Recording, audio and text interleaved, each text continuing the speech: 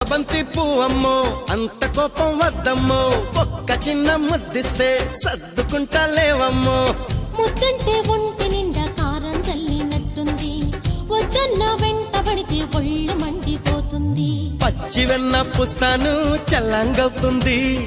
ఇచ్చి చూడు బొమ్ముతూ తీయంగుంటుంది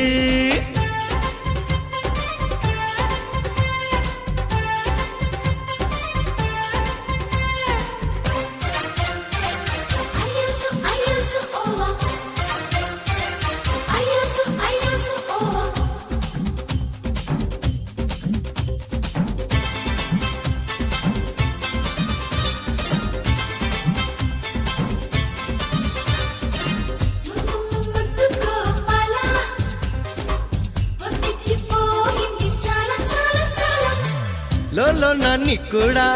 ఇష్టంగా ఉంటుంది